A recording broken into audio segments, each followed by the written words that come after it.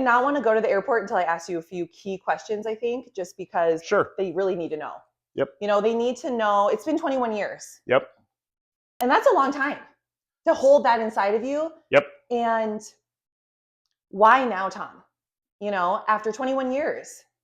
See, that's a really, really good question. And I didn't know the answer a month ago. But now I had a real clear answer of why I was, I guess, waiting all this time. And, maybe it's going to be a controversial subject, but it was because of Charlie Kirk. I'm going to be honest with everybody. Yes. It's because of what he stood for. You don't have to agree with everything he said, but what he stood for resonated with me as a human. And so this experience I had 21 years ago, you know how we're not supposed to talk about politics or religion, right? We were taught as kids, don't talk about politics or religion. Well, my experience that God gifted me with is a spiritual, religious story.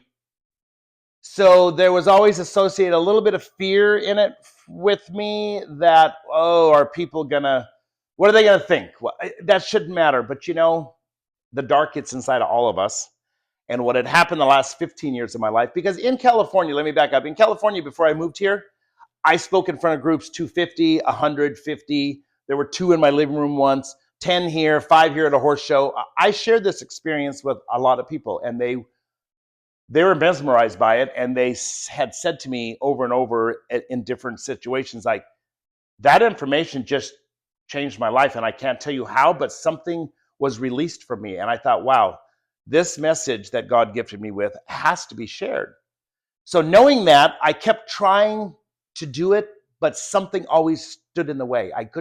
Some obstacle always was there, and I couldn't figure out what, but it was that little bit of fear I had. And I'm not trying to bring this back to me, but I'm trying to explain how fear can stifle even a great message like what I was gifted with from God. My biggest fear for the last 15 years, and I shared it with nobody until I saw what happened to Charlie. When I saw what happened to him, for him only speaking the truth, again, you don't have to agree with him on everything, but he was only speaking the truth, and he always brought it back to the Bible, which was amazing to me. I followed him for years and years. When I saw him get assassinated, it rocked my world to its core. That's how I can explain it. It rocked it to the core. And I remember being in Williston. We were at a family reunion when it happened. And I walked in my sister's boyfriend's laundry room, and I remember feeling I want to say a side of me. There was an old Tom starting to shed, and I can literally feel it exiting my body. And I broke down in tears. Then my sister started wandering in, saying, "Are you okay?" And just sharing with them the fear, and they never knew it because I didn't want to share it with the family because it's not their burden. I just thought, no, I don't want to share with anybody. When I shared with them the fear I had that this would happen to me if I shared it on a giant stage was stifling the message getting out there, because Satan had control of the message. He had control of me not doing it. Well, it's gone. Right. Whatever is supposed to happen from this point on, I am so good with, because I just can't even explain it to you. It's gone, because this message has changed my life that I'm going to share with people, and I'm going to share it in depth. And I think it's important, Carly, that I bring it back to when I was a kid, because when my mother in 1976, she woke up one morning with a headache. We couldn't figure out really why. All people always wake up with headaches. By that night, it got really bad to where we had to admit her into the hospital. Days later, she fell into a coma. She had encephalitis and TB meningitis combined. One of them can kill an individual. She had both. She fell into a coma for 7 months. So many things happened in those 7 months for me spiritually that I need people to understand that part of my life too, because it will make light of the message and the gift that God gifted me when I had to pull her off life support. It's all tied together. So you ask, why now? Thank you, Charlie. That's all I can say. I've never met him personally, but thank you, Charlie, for the courage that he had. And that's what I know I have now because of him. Yeah. So there's going to be a ton of stuff that I'm going to share with you guys. So I just cried. You know what? Crying is great. Crying is a release. Yes. It's a release of emotions. And I am so grateful of him that he had the courage to go out and do what he did every day since he was 18. That was a strong individual. There's no fear in me left. I'm going to share this message, and I know it's going to help so many people because we all are going to die. Every single one of us, the old saying, we don't get out of here alive. We don't. But there's more to life than this, and that's what I need to share in depth so people understand that live your best life now because, yes, there's more great things to come. But my saying that I've said for years, and I don't know why I said it, life is so simple, people complicate it. Life is really very simple. People complicate it. So anyway, I'm excited to share the message. There's going to be a lot of videos coming up. Yep. And I couldn't be more excited. Yes. So along with your message and along with your profound spiritual experience, right? You have a lot of other knowledge as well, correct? Well, thank you. I don't know. It's life lessons. Well, life lessons, and as you can attract what you want into your life, right? Like you've yes. always thought abundance. You've never worried about money. You've always went for your dreams and all that stuff. And I think that is very important for the viewers to know also a little bit more about you because you do have an abundance type of personality, right? Yep. And I think that maybe was one of the reasons why God, right? You were open to this experience. Oh, very you were open. Open to what he had to have for your life, right? Because you've been wanting to do everything that God has planned in your heart. And you've been aggressively pursuing your dreams and your goals your whole life. Since I was little. I never feared. We grew up very, very, very poor in North Dakota. Very poor. But I never saw us as poor. I didn't know what that word was because we had a ton of love in our house and we worked really, really hard as individuals. We worked together as a family on this farm. I don't know why, but I used to call it a ranch, but it was a farm, I guess, back then. And so, yes, I've never not used the power of my mind to get what I want. And when I say get what I want, we can manifest whatever we want in life. Does it happen immediately? No, because a lot of people like instant gratification. Well, if I was one that wanted instant gratification, guess what? I was praying for my mother to wake up. She didn't for 7 months. See, instant gratification would be she would have woke up that day when I wanted it. Sometimes when you want something, it takes years to manifest, but never stop believing that what you want will not show up at the right time. Everything is timing of God. That's what I believe in my life. I went to church as a kid, but I stopped going to church. I don't know, I think I was like 12 or 13. And my mother never forced me to go back. I just said, Mom, I feel like I'm speaking to God every day of my life. For me only, and I'm not saying for everyone else, I believe spiritually we could be connected to something greater than this, even if we walk through our horse pasture or walk through the park.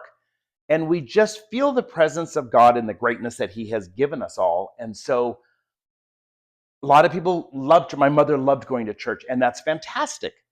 But again, it's just, I keep going back to that same saying, life is so simple. People just complicate it.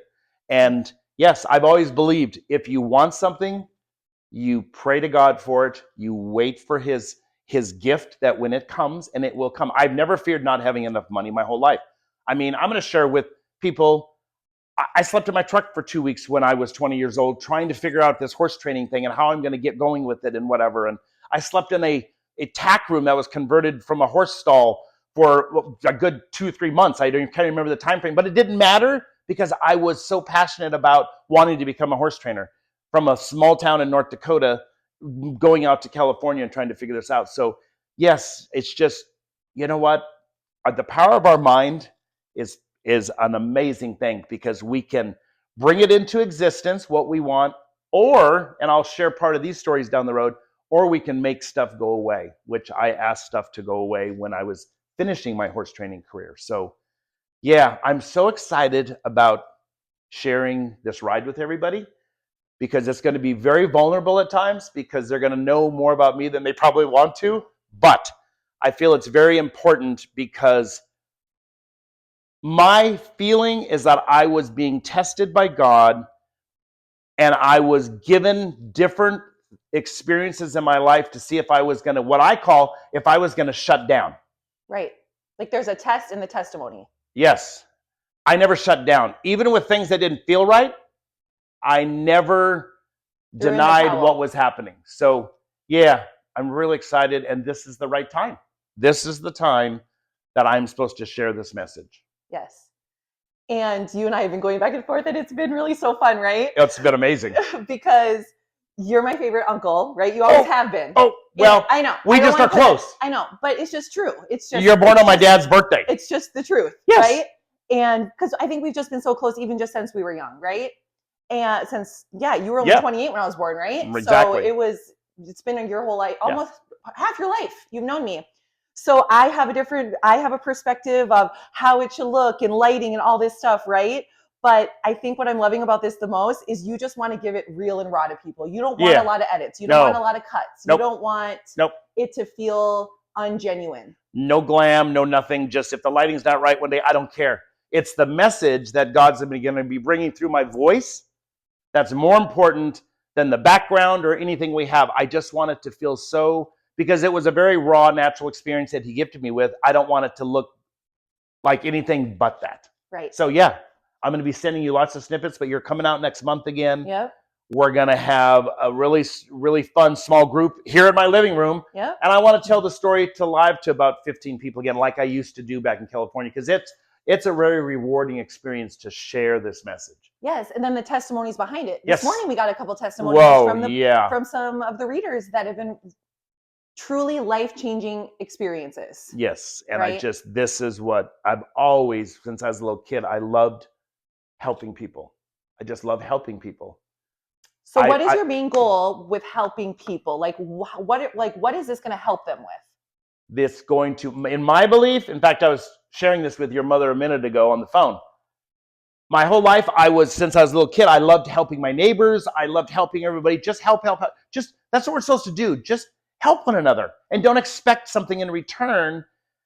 And with that, with life lessons that have happened to me, my next 20 years of helping is going to help people spiritually open up to, well, and a lot of people do believe in God, but what I'm going to share, I think will open them up even further spiritually. So some of their questions may be answered about death, right? About what does happen to us when we shut down on the physical world. Where do we go? What does it look like? What does it look like? Is it peaceful? Is it good? Is it bad? Bingo. And relieving the pain. Yep. The emotional because there's a lot of pain associated with death. A lot of pain. And how can I explain this to people to where they're going to understand it? I don't have any pain. The only pain I have is for the people who we leave behind, but I'm at such peace when somebody gets to cross over. I'm so happy for them. I'm so relieved, so happy for them. I pray for the loved ones, but I hope the message that I'm going to be sharing here very soon relieves some of that pain, because they are so around us every day. The veil, I call it, between here and the spiritual world, eternity, heaven, whatever people want to call it, it's so thin that your loved ones come to you a lot, just on a daily basis when we're walking around, driving our car. Something may feel familiar, you may see them out of your corner of your eye and you're like, no, that wasn't them. Yes, that was them showing you that they're okay. That's the stuff I want to share, along with this amazing experience. So I'm just so excited. So yes, I have to take you back to the airport. You'll be back in a month. Yep. Back in a month. Yeah, I couldn't. Be ready for the podcast. Yep. The podcast is coming soon. Yes, I'm getting a really nice room set up. Why in my garage? Because I want a space that's very, very spiritual. I don't want it in my house. Yep. And when he says his garage, people, just know, you won't even know he's in his garage. It is what it is, but because this message is going to be so powerful for people that I want them to feel the presence of God and Jesus Christ, and I want them to be like, wow. And so that's my goal. I want a beautiful space. I feel to honor this message. Yep. The message that I'm going to share deserves a very special room. Right. And that's how I look at it for myself. Yep. I just don't want to just, but anyway, that sounds silly. But well, right. And yeah. just to kind of divide it, right? Divide Yes. so you can go focus, have yes. a place where that you is can. my spiritual room. Yes. And this is my house. Right. There's two different places. Yes. So yes. And anyway. then also one really awesome thing that we're looking forward to is a lot of people have had some really awesome experiences, right? And maybe they've shared it with others and they call them crazy, it's not believable, all that stuff. And that's why when you are now sharing this, you have the courage because you don't care what other people say because it's your experience, right? Right. And having those people come on your podcast and share and yes. be able to be vulnerable and right, that's yep. going to be so great for them as well. Well, what's so interesting is just talking to even just a few friends about doing a podcast. I said, because every single one of us have a story. Every single person walking this planet has a story. I think it's going to be amazing when I have testimony. And I'm going to invite a lot of people on, and I want to have them share their experience. To know it's just not about my experience. No, it's not about me. It's about God's message. And I want them to share with the listeners of their experiences, because I think that's going to be important, because everybody has a story. Right. So yeah, this is going to be a fun ride. It's going to be so good. Yeah, I'm so looking forward to it. And I'm going to close with this. Yes. The experience was 21 and almost a half years ago on March 23rd, 2004. Okay. It feels like yesterday. Why? Because it is so deep in my heart and soul, what I was gifted with from God, that I have lived the most beautiful life since then, with a lot of growth spiritually that I had to do. But I just understand everything probably more clear today than 21 years ago. The message is more clear today, like very clear. Wow. So I cannot wait to share. So anyway, we got to go to the airport. All righty. Okay. Thank you so much.